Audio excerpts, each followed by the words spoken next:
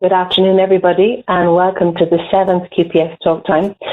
This TalkTime is about patient partnership, and we're delighted to welcome our esteemed colleagues and panel here today to share some stories with us about their involvement in patient partnership, and probably more importantly, what to do if you're starting that journey or if you're part of the way through that journey in terms of their top tips and suggestions.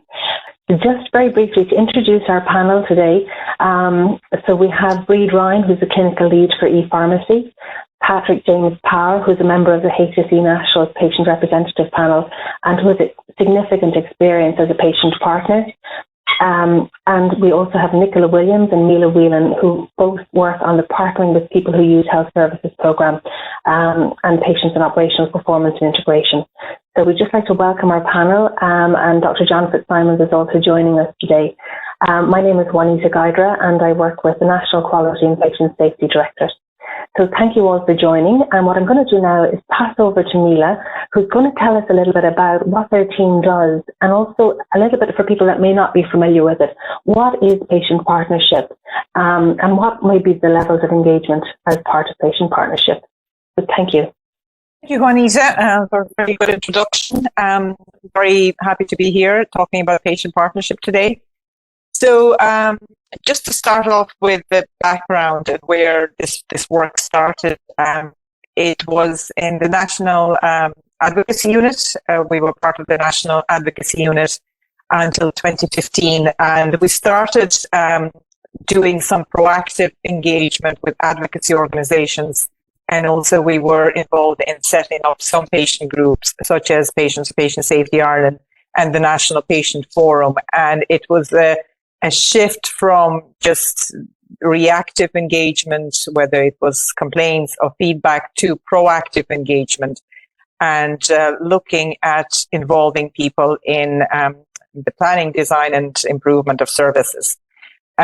So we were part of the National Quality Improvement team and worked alongside John and Juanita, who were some of our colleagues, until 2021, when we moved into integrated operations, and we've been part of operational performance and integration since June 21, working alongside colleagues in the National Patient Experience Programme. So what we do is we facilitate partnering with patients, family members, carers, advocacy groups in the planning, design and improvement of services at strategic and policy levels. So that's at HSE level, the Department of Health and HICWA. They would be our main partners. We also provide support to patient involvement partners, which is a very important part of our work, and that's on the daily basis. It is something that's ongoing, and we work continuously to make sure that people feel supported in this work. We provide guidance and advice to program and project leads, and Brid is one of our partners who we work very closely with, and Brid will be talking about her own experience of involving patients. And we also promote international best practice in partnering with patients. So this is just a quick overview of what we do. So what do we mean by partnering with patients? And you will come across so many different definitions of patient engagement, PPI, patient public involvement, partnering with patients, and they're all valid and they all have their place. I'm just going to share with you the definition that we use and that we have found helpful in our work. So what we do, basically, when we talk about partnering with patients, it's patient families, their representatives and healthcare professionals working together in active partnership at different levels across healthcare system to improve health and healthcare. And the key here is it's the shift in paradigm from doing it for people or doing it to people or to patients to doing it with and working together and collaboratively. And that is probably the most important thing that we have learned on this journey, that we can only improve things, we can only design a health service that meets people's needs by working together. And I think it's very important to see what we all bring to the table, and we all have a bit of the big picture of, what it is that we want to see in our health service. So we have healthcare staff and professionals who bring their clinical expertise, the experience of relationships with patients and colleagues, the administrative experience, system knowledge, and also bias. We have patients and families who have experience of their own illness, they're experts in their own condition. They have experience of relationships with healthcare professionals and experience of their self and experience of the health system and how it works and maybe when it doesn't work, and also their own personal bias.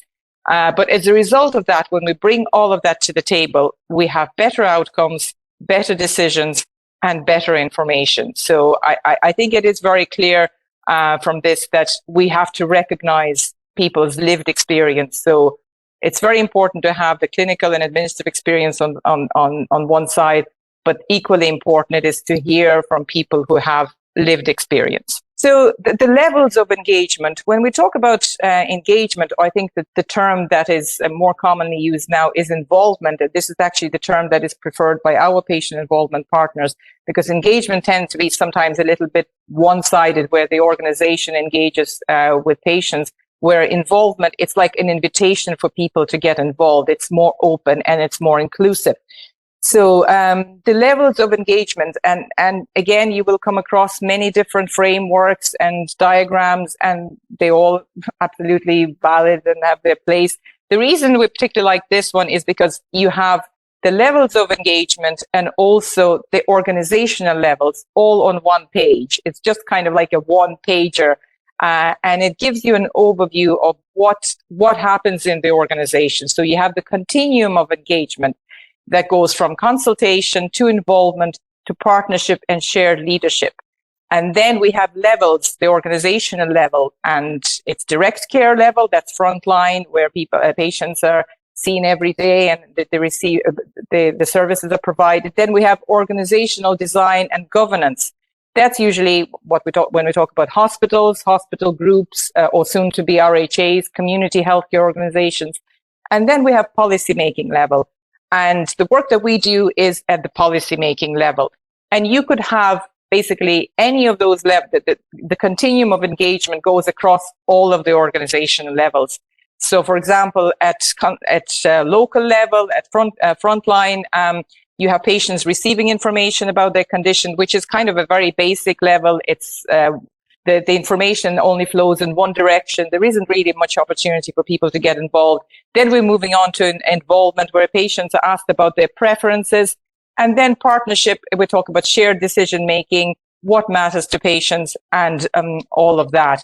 At hospital level and CHO level, you have surveys, and you're all familiar with the National Care Experience Program. Hospital involves patients in hospital councils or as patient experience advisors. And also we have partnership, where patients co-lead on, say, hospitals, patient and safety committees, or involved in other work. At policy level, we start off with focus groups, and we have done a number of large-scale focus groups at national level. And again, this is the consultation level. This is when we ask people what they think. We ask them to give us their input. It's still very much that the information flows in one direction. Involvement is more about asking people for their input and having a conversation or discussion. So there is a two-way exchange of information. And then we're moving to partnership and shared leadership. And we have some examples of that. For example, we have a Better Together roadmap implementation working group that has a 50-50% membership. We have 50% staff and 50% patient partners, and it's also co-chaired. We have a HSE co-chair and a patient partner co-chair, and this will be one of the examples of partnership and shared leadership. Thanks, Juanita. Thanks so much, Mila, for that. There's a huge amount in that, and I think just maybe we might pass over to Pat, who is one of the patient partners at the moment and who's involved in this work. Pat, you've been a patient partner for quite some time, and maybe just if you'd like to tell us a little bit about yourself in 2 or 3 lines, and also why did you become a patient partner? Right. My name is Pat Power, and I live in Waterford. I'm a type 2 diabetic since 2000. And shortly after I was diagnosed, I joined Diabetes Ireland to get to know a little bit more about diabetes. And since that, I've been concerned about getting information where I can find it and that. So some years ago, I joined the patient panel, and I attended some meetings in Dublin, which were very informative. And COVID came and the whole thing stopped. And recently I got involved again with e-prescribing. And I work with Brid on that, and I'm enjoying it so far. It's going very well. And it's a lot easier to attend meetings online than it is in person if your time is limited. Other than that, I'm also involved as I am a director of Diabetes Ireland now. I'm also a director of Waterford Volunteer Centre, and I'm the regional training officer for the Royal British Legion in the Republic of Ireland. So Thank you very much for that, Pat. Things keep me busy. Keep you busy, I'd say very busy. I think one of the things I was struck with was the amount of patients that are involved in multiple groups, and the breadth of experience and knowledge that they bring to it. And Brid, I know that the e-prescribing was your project, your baby per se. Maybe if you'd like to tell us a little bit about your journey in involving patients, and you've been working with Pat quite closely on this one. I can, yeah, no, we're delighted to have Pat working with us, and I think we're privileged actually that so many people have been interested in the project. So I suppose a bit for the background about where I am with e-prescribing is that electronic prescribing is one of those digital technologies that's going to have the potential to transform healthcare. It's going to improve efficiencies, coordination of care, but really importantly, it's supporting how people will manage their medicines, changing the way they interact with health service and professionals. And that's why having patient involvement partners, along with having the prescribers and pharmacists involved, is really, really critical. So at present, we have a form of e-prescribing with health mail. We're looking to move forward from that, where patients will have access to their medicines information along with their healthcare professionals. So from the very start, we wanted to make sure that we had patients involved from the outset. And I contacted Mila and Nicola early when we were establishing the project board and the governance for the project. So in fairness, Mila and Nicola had advocated to have at least 2 patient involvement partners on the project board. So we went out and looked for an expression of interest, and we actually got 5 responses back. I think I was worried, what do we do with these? I was like, with 5 people, what do we do? And Nicola was like, talk to them. She's like, just chat to them and see what happens. And it's probably the best advice ever. So we had a meeting, it was a lovely meeting, and our project board chairperson had previous experience working with patient involvement partners and really enthusiastic. He had felt, they got really good insights and it had really improved previous projects. So when we met with the 5 respondents, one of whom was Pat, we had chats about what would be coming later in the project. So kind of looking like, as Mila said, there's a continuum of engagement there. And that was kind of the starting point, was having patient involvement partners on the project board. So we agreed 3 people in the end. We upped to 3 and kept 3 on the project board. It's not quite at the 50-50 that is recommended, but, there's a decent amount there. And then 2 others were prepared to wait for a later stage. And since then, we've come through, that was back in June last year. So through between December, January and February, we arranged subsequent meetings, wanted to go into more detailed engagement with prescribers, patients and pharmacists. So we had arranged some early stakeholder engagement meetings that were running from 6 to 7:30 in the evening, where we were showing our high-level plans to everyone and looking to get their feedback on what were the barriers, what do they think were the benefits, or what do they think were the features that they would like now and in the future.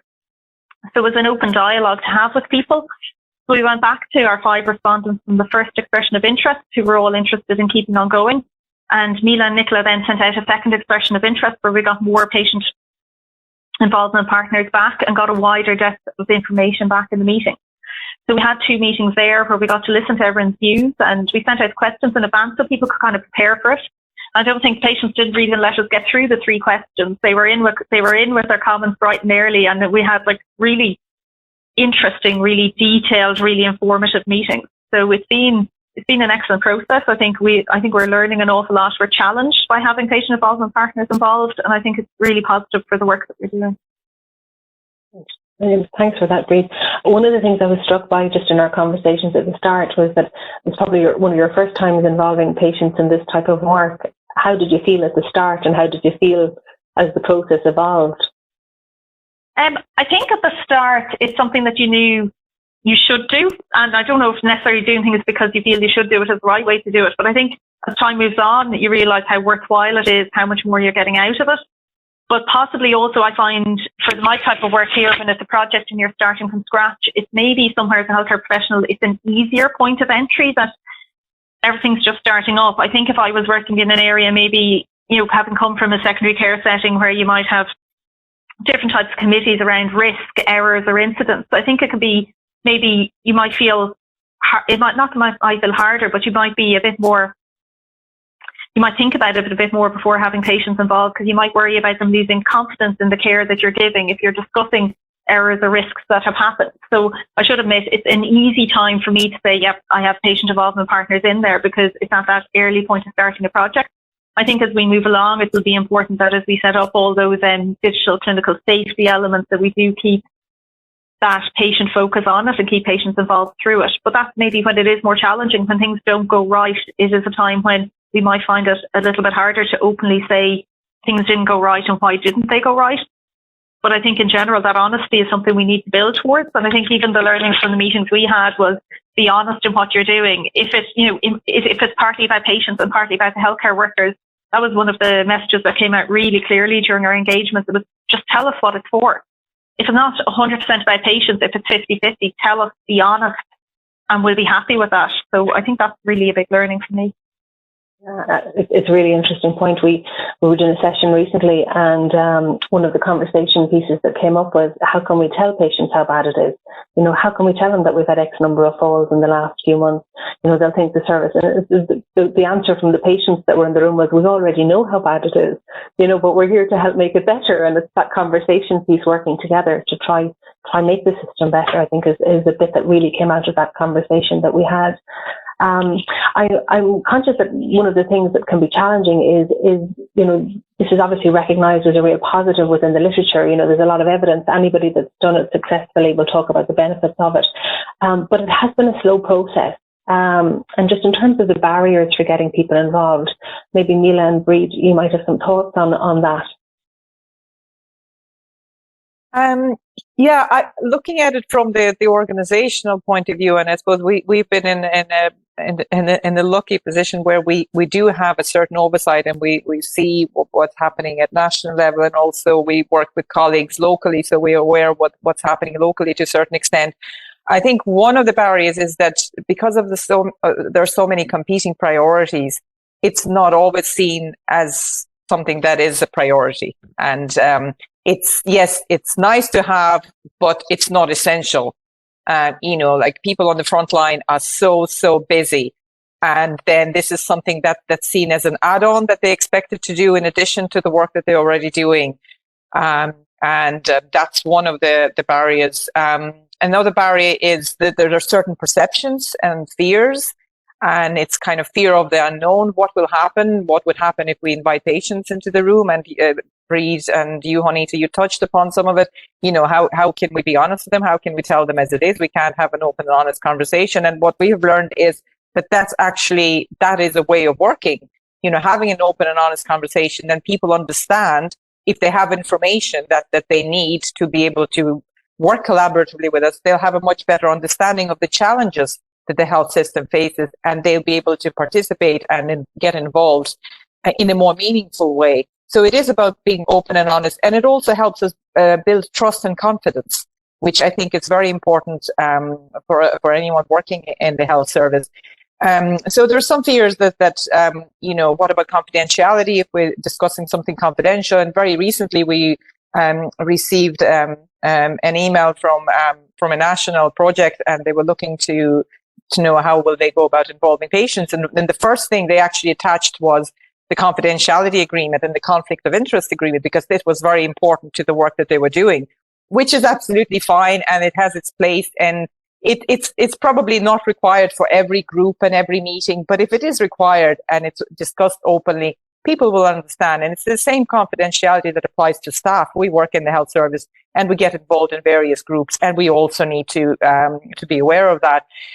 There's also perception that patients will come with their own agenda, that they will have unreasonable, unrealistic expectations.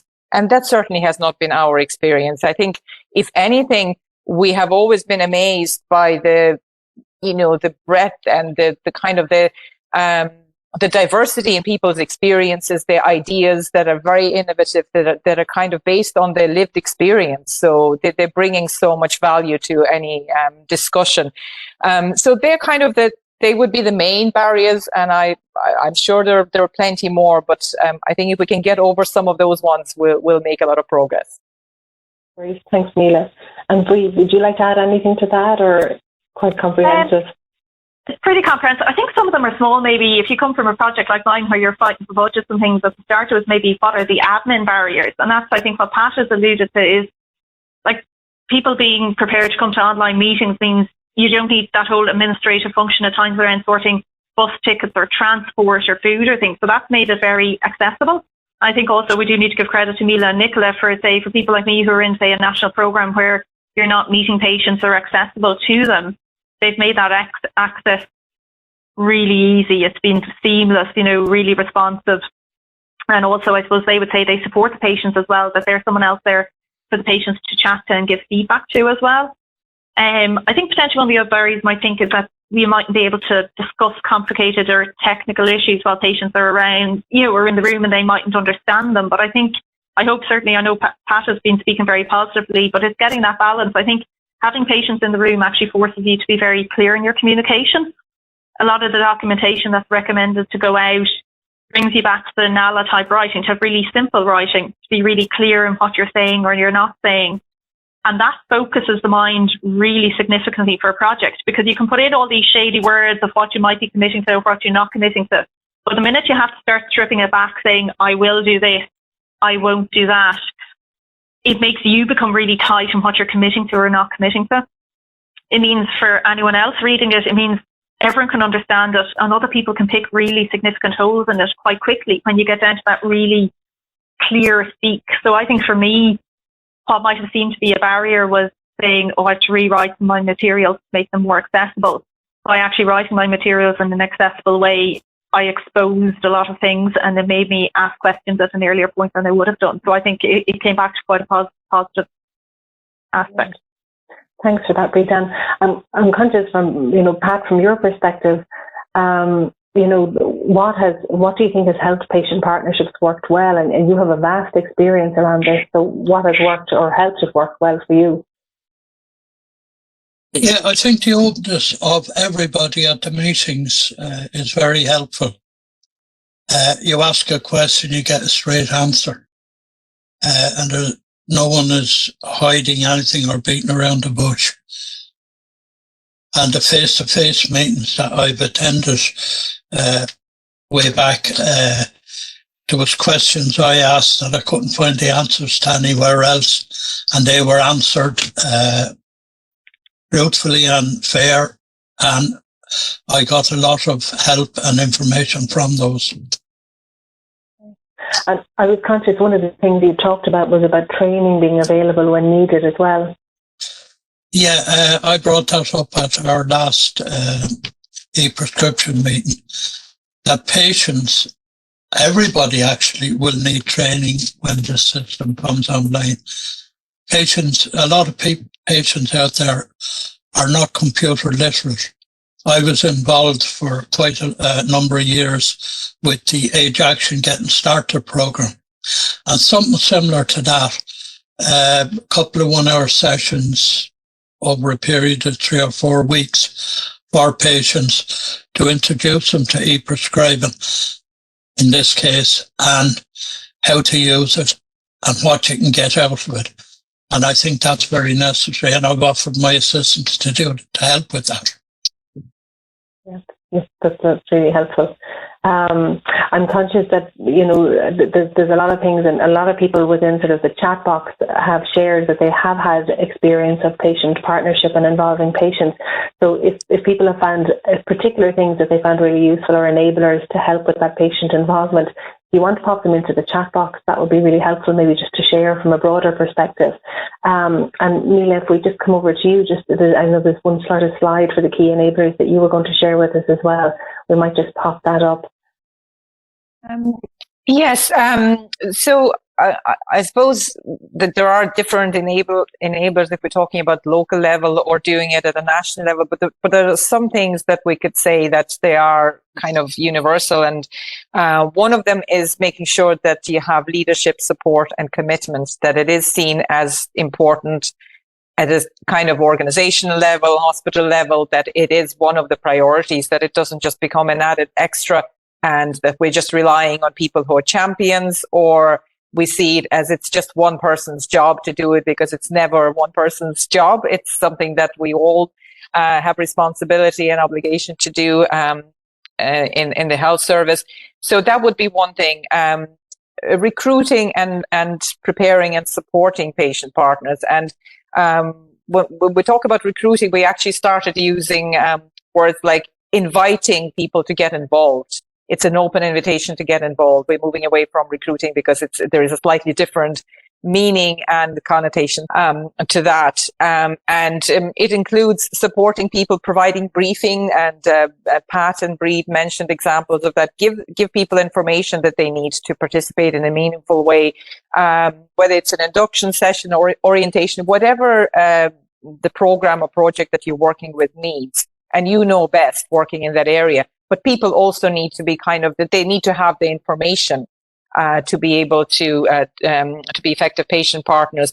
Sustainability, be aware that people can get involved in a number of different groups and not to overwhelm them or overburden them, which can lead to burnout. And we don't want that. Make sure that people feel supported. And obviously the third component, which is essential, is engaging staff to involve patients. And that includes making sure that people have time to do it. And that's where the leadership commitment comes into it. And we sometimes call it protected time, that they don't just feel overwhelmed with their workload and they say, well, I don't have time to involve patients, that it is seen as one of the priorities. Also having access to resources. My colleague Nicola will talk about the resources that are available, and there is actually a lot out there that can be very useful in starting off. And also start small. Don't think that you can, you have to undertake some large scale consultation events or anything like that. Start small. Look at what would work best for your program or project, and also ask people who are using the service. And they very often have very good ideas, and they would have some of the answers. Ask them how they think they could get involved, and have that open and honest conversation. So that they would be some of the key things. And also throughout the whole process, openness, honesty, and providing information in an easy to understand, plain English that everybody can understand. Thinking about access, that people can access meetings, access venues. If you're holding face-to-face events, they would be the key enablers. Really helpful. Thank you so much, Mila, for that. You touched on some of the resources that Nicola has. So maybe we might pass over to Nicola now just to chat a little bit about the checklist that you've used, and that's been, I think, it's a really useful tool to support somebody that might be starting off on some of this work. Yeah, thank you very much, Juanita. I'm always conscious that when I go last that I've got big shoes to follow in, very, very big shoes in the likes of Mila and Brid and Pat, but I shall do my best. So the Partnering with Patients checklist, it really should be renamed to Meaningful Engagement Checklist, because as an organisation, if we're not clear in what the objectives of the project are, what are your aim for actually engaging with patients, it sure won't be clear to the patients either. And if there is no clear aim, and for instance, how long do you require a patient involvement partner to work with you under a specific piece of work? Is it a focus group? Is it shared decision making? Is it survey? If you're not clear on the ask, how many meetings? If there isn't availability of a hybrid approach, that will all have effects on people actually putting in an expression of interest to actually partner with you. So the most essential thing you can do is always use the Partnering with Patients checklist. Follow the headings. It'll hone in. It'll force you to have a conversation amongst your own teams, basically. What is the specific aim? What is the aim of actually asking and inviting a patient to partner with you? Are you going to be conducting meetings? As Pat has said to me a couple of times over this course of the webinar, he found such benefit in having options available to him. And sometimes it was face-to-face. That's the method that suited Pat. Other days it didn't suit him. So have a hybrid approach where we can do virtual meetings. We should be aiming, as Brid has said, to have a 50-50 split. But in terms of, so how many patient involvement partners do you actually want in your group? Mila and I work with now 200 patient involvement partners across 3 different patient platforms. So things can be achieved. Everybody has to start somewhere. But it is very much, this body of work is everybody's business. It's not just Mila and Nicola nationally, and you probably know at this stage that there are what's called PSUESs, Patient Service User Engagement Officers. They're throughout the country. There's 20 of them that do what Mila and I do nationally, regionally. So there's many opportunities for patients to become involved. It's up to the patient involvement partners. How much time do they have? Do they want to start maybe and dip their toe as focus group? Do they want to be involved in larger bodies of work, such as working groups and steering groups? But I guess there's many avenues and many different levels of experience and engagement that patients can look at and say, well, what actually suits me? What do I have the time to commit to? What do I actually want to do? And then they can become involved with Mila and I nationally, or if they say, I know Pat has experience too working within patient councils, or he's worked directly with patient advocacy organisations such as Diabetes Ireland. So the good news is there's many fits. There isn't one shoe fits all approach. There's many options for people to actually become involved, but always begin within the HSE, begin by filling out your checklist, because this will ultimately focus your mind. And it does bring us back to the old adage, fail to prepare, prepare to fail. If you're not clear, the patient involvement partners will not put in an expression of interest to work with you, because if you're not clear, they're not clear on what the ask is. Therefore, they won't submit an expression of interest. So to go back to what Brid said, plain English, no nonsense. It's clear, concise way of giving information, not long and convoluted. I remember back in the beginning, and I know Mila's going to smile, many of the divisions and directorates used to send us terms of reference saying, we want to partner with patients. We want patients to be involved. And the belief was the terms of reference is what will make patients want to work with us. It has to be relatable to the people that use our services. If people cannot see how they can share their lived experience with people and it's not relatable to their healthcare journey, they simply will not be involved. So I think at this stage, the most important thing is establish trust and confidence. Be careful of your language. Always start by doing the checklist. It'll focus everybody on what the needs are and what comes next. And the good news is for patients, there's many resources for both staff and patients, but there's many opportunities out there. So start where you feel is appropriate. Don't take on one of the senior management teams in the HSE at your first outing. Possibly just start with maybe a focus group. Focus groups are one-off meetings where you come, you're asked for specific questions about a specific body of work. But it's a good way to meet your people within the room, gain experience of doing something, and start slowly rather than overwhelming yourself. So I think that leaves us nicely into the whole resource section. And because the good news is the roadmap is there, the Better Together roadmap. It has lots and lots of templates in it. It has lots of definitions. It's a big document. So take it away, read it at the time offline and become familiar with it would be my key advice. Thank you so much for that, Nicola. And what we will do is post up a list of those resources for people to access later on. I'm conscious of the time moving on quite quickly, and this is the type of topic that you could spend a long time talking about. And there are some questions coming in the chat box. So what I'll do is I'll pass over to John who might like to take us through some of those questions. But thanks to all of our panel so far. Thank you.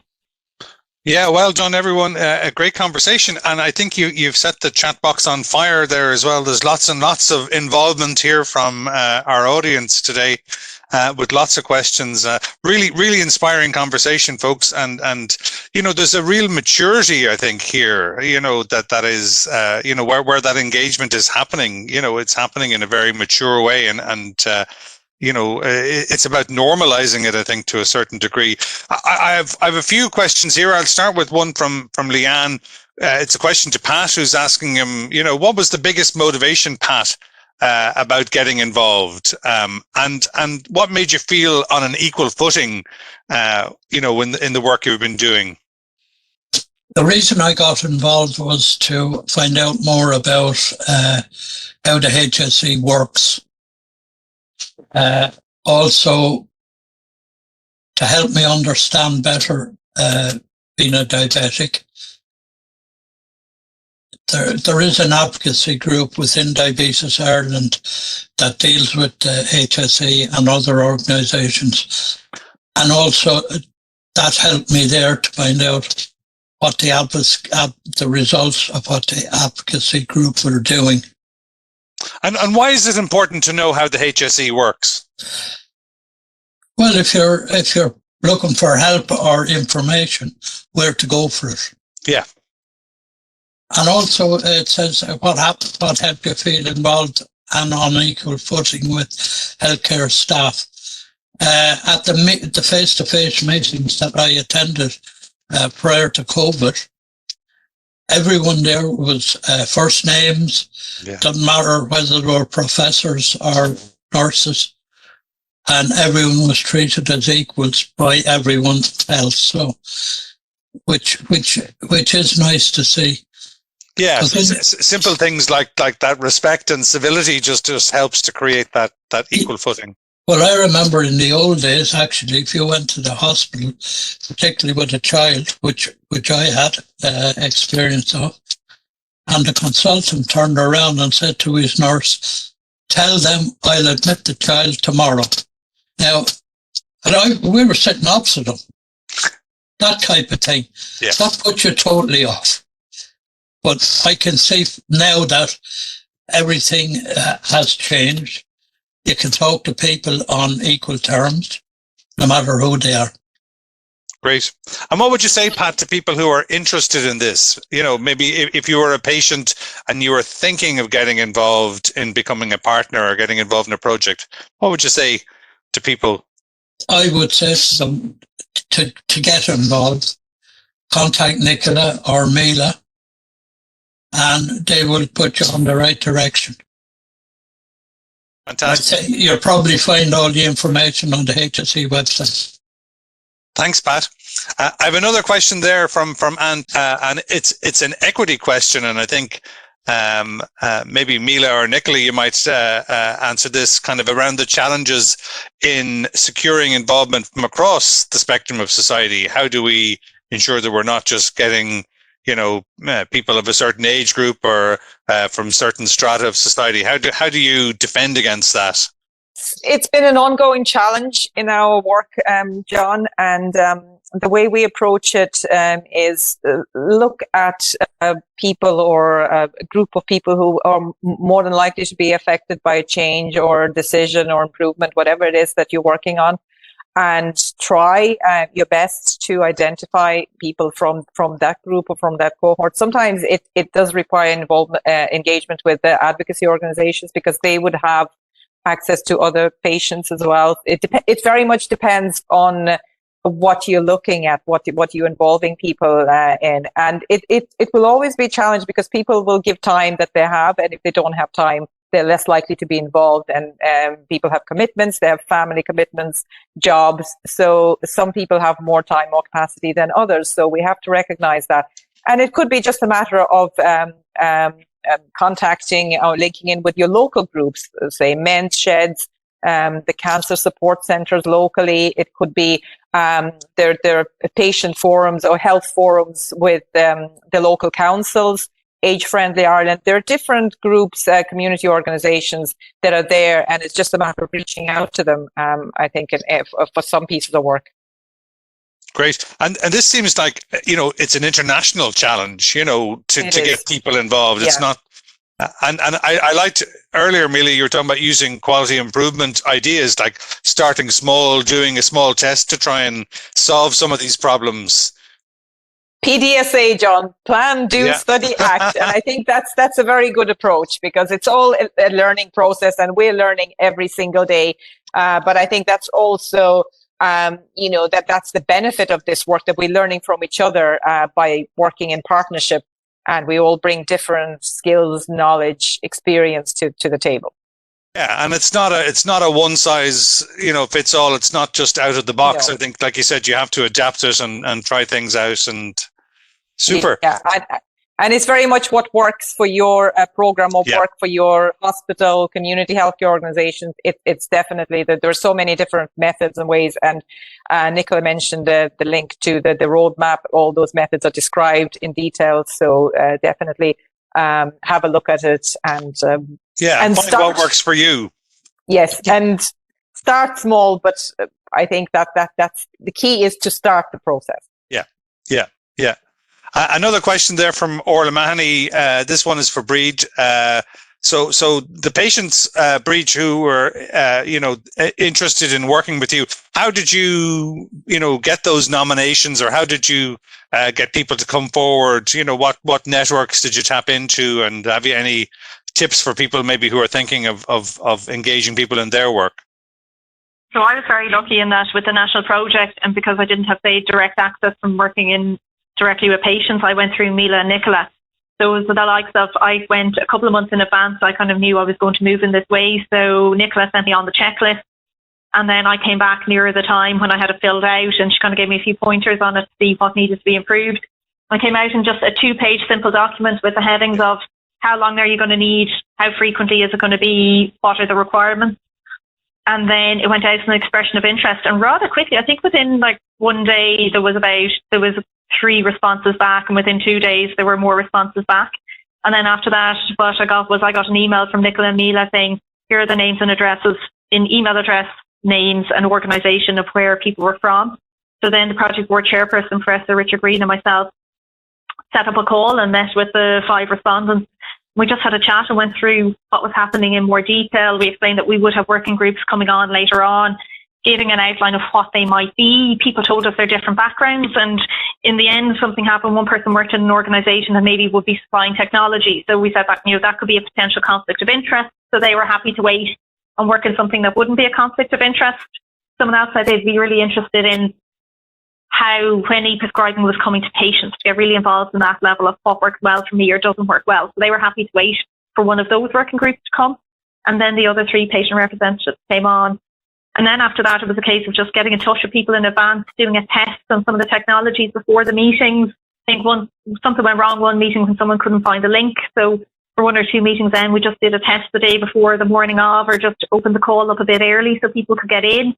They have my contact details and another team member's contact details to have a phone call if anything goes wrong in the meantime. So we all know we were logging into WebEx today with huge delays getting in. So it's a case of just making people feel comfortable that you're around for a little bit in advance of the meetings as well, to do a check and see, can you get in quickly and find links. So that was my experience with it. So mine has been through Mila and Nicola, which I'm very grateful of. And I think the other thing is that I'm really grateful for anyone who has volunteered. And I suppose we're at the point that I'm in a year in from our project board. So with anyone who's involved in project boards, we're at the point now of saying we're moving into the 2nd year, making people aware that they can stop, if it's taking too much time, they're not interested, there is a time to move on and look for other people to get involved if they want to. Thankfully, no one said that yet, which is good. But it's a case of just kind of acknowledging as well, I think, for us, and thanking the patient involvement partners who've been involved, I think is maybe an important point here as well, while we might have some on the call and people. Great. And so Nicola's checklist is very useful here by the sounds of things in terms of, those things to think of. And then there's a question just come in there, and it kind of just to tag on to that, how do you advertise this? How do you get it out there for patient partners to make contact? And especially maybe if someone doesn't know what kind of project they may want to get involved in? How do you, if somebody who just would like to get involved, but they don't know where to go, where would they start? The panel, John, is probably the easiest one that we do nationally. So the National Patient Representative Panel, which Pat had given you a broad overview of what his experience has been like as a member of that. So that's open all the time for volunteers to come forward and say, we'd like to take a look at this. Okay. Our numbers are there for nationally. So the most important key element, I think, that I probably forgot to mention is when you begin to want to engage with patients and you're beginning your journey from an organizational perspective, the most important thing you can do is having that chat. So we used to call them mentors, but the point of contact, the friendly face in the room, the Brid Ryans of this world. So who is your point of contact? What are you? What is the expectation? Like, in order to build trust and confidence doesn't necessarily come to the organization in the first instance. Trust and confidence comes with the people that you're working with. Open, honest, clear communication. That's how the journey starts. So people can take a look at it. We can share the link. If people are interested in kind of dipping their toe and seeing what's there, the National Patient Representative Panel is a really good place to start because they don't meet on a monthly basis or on a quarterly basis. I send emails and Mila sends emails on expression of interest basis. So John, they very much take a look at the email. Everything is there. It's in a simple e-flyer and people make an informed choice. Is that something that interests me? Do I have something to say about it? Is it relatable to my healthcare? And they come forward and volunteer. Great. Thanks, Nicola.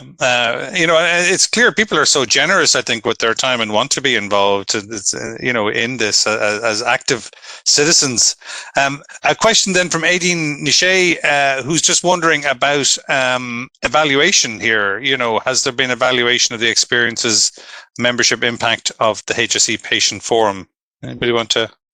And not formally, no, there has been no formal evaluation. I suppose the only evaluation is the feedback that we get from, it's more qualitative feedback that we get from people who are involved in the forum and also from people like Brid who work with us or who work directly with the forum. But there's definitely a piece there for a formal evaluation. This is something that's on the to-do list. Yeah, so it's something that you think about, and I think it's important, isn't it, in all our work. And then last question here from Liz. Is there an update from the Better Together implementation group? I'm not sure. Does that question? I'll take that. I'm a member of the working group. The group convened in February. So we've had 3 meetings so far. So, it's just, I suppose, it's just a matter of getting everyone's perspectives and get a clear understanding of what the group is about. And it's a 50-50 split between patient partners and staff. So I think it would be a very good example of collaborative working. And also what we've done at the start, which I thought was very useful. We identified ways of working. The group came up with ways of working, how we would like to work together. And that was facilitated by one of our patient partners and also a staff member. It was co-facilitated. So that's where the group is at. But yeah, there is a lot to do, and we'll keep working on it. Fantastic. Well done, everybody. I think that's the end of my questions there. Juanita, do you have anything from the panel, anything else you want to? Thank you, John. No, just to say thanks very much to them all for their time in preparing for today. It's something that we get a lot of queries about and comes up time and time again. And there have been a lot of conversations with staff about that fear of, what does it mean if we involve patients? And in particular, around the controls. So if I'm responsible in my role, if I'm responsible and I'm the key person, how does that look then if I bring patients in terms of sharing that responsibility and that involvement piece? So I think this is really good, idea to use that checklist because it gives you a sense of how it's going to work and having those conversations with patients at the beginning of that process to say, what does it look like? Where are the roles? What's the boundary around the role? And where does the responsibility sit can be really helpful for staff in allaying those fears and making sure that actually everybody knows what their role is, but at the same time too, people can ask questions. that there's that trust that's built up. And I think Nicola touched on that really well, because without trust, the relationship won't sustain. And I do think where it's working well, people do stick with it, and they add incredible value to the work that we're trying to do. So I might go back just to the panel. Is there anything else that you wanted to mention when we're coming to the close? I just think, Juanita, exactly what you said there. It's to flatten the fear. It's never, Mila and I have been doing this for 9 years, if I say it quickly. It doesn't make me sound old. But we've done this for 9 years, and it's never been our experience where it has been a horrible interaction or one that's worthy of fear. It's all about, everyone has to start somewhere. And the most important thing is we begin. I think, Brid, as you say, it's like we can debate, well, what's the right way and what's the wrong way and what should we do? It's just start. Begin the conversation. It's to begin. Thank you. Okay. We'll pass back over to you, John, just for the sum up. But thank you again, everyone. Yeah, well done, everyone. I'm just going to close out and just kind of bring up a few notices there. Okay, so folks, again, just making you aware, this is the QPS Prospectus 2023 and the QR code there that is linking to it, and you'll find a really wide range of education and learning materials and programs that are there. So please make yourselves aware of that, and then get in contact with the relevant bodies afterwards. Again, encouraging people to engage with some of the material we have. So the Patient Safety Together website, again, this is a community that really is taking shape under the banner of the website. So learning, sharing, and improving for patient safety. So lots of resources there. There are patient safety alerts, patient safety stories, and lots of links again to different resources. So again, just encouraging people to become familiar with this and check in on a regular basis. And I think at this stage, if you're aware of it, I would encourage you just maybe to share it with your colleagues and find a way of trying to let everybody who works with you know that these resources are there. Similarly, the QPS Ireland network map, really keen to get people on the map so we can show where you are, who you are, what you're doing, what your interests are, and it allows you then connect with other people who might have similar interests or work in a geographical area similar to yours that you didn't know maybe was there. So get on the map. And again, if you're on the map, I would encourage you to ask a colleague or a friend to put themselves on the map. And I think this is really important. And kind of spread that your thoughts wide in terms of who you think might be good to go on the map, because I think we need everybody, and including, as we heard today, our patient partners on that map too. Q Community, again, another way of connecting us all, and the real value of this is that it's across the UK, including Northern Ireland and Ireland, and there are several strands, of Q. There's the community, but there's also other work streams, including Q Labs and Q Exchange for research. So lots and lots of things that you can do with Q. But the first step is to check it out, and then I think put yourself forward. Mary Lawless and Roisin Egginton there are contacts for Q if you're interested in that. And then finally, just to join us, please, in 2 weeks' time, when we'll be going to Tipperary University Hospital to speak with colleagues there. And I know I've been working with some of the improvement projects there. There's some great work going on, so it's nice to see that been recognised. So May 16th and our usual time slot. Please do join us. And watch us. Hopefully, you might have seen some of the if you're on Twitter, you might have seen some of the tweets today, and please pick them up, retweet them, or follow us at QPS TalkTime.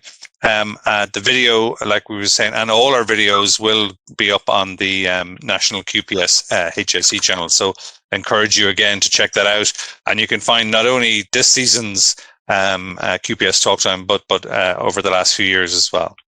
And finally, thank you for joining us today. Thank you to all of the panel. Thank you to Pat, Nicola, Mila, well done, Juanita, and everybody who is in the background, all the hard work that goes into arranging this. We would ask you just to fill in your feedback as you sign off, and you will get an email from us as well that you can use for your CPD. So please do feedback to us, because we do listen and we do use it. And we'll see you in a couple of weeks' time. Bye-bye.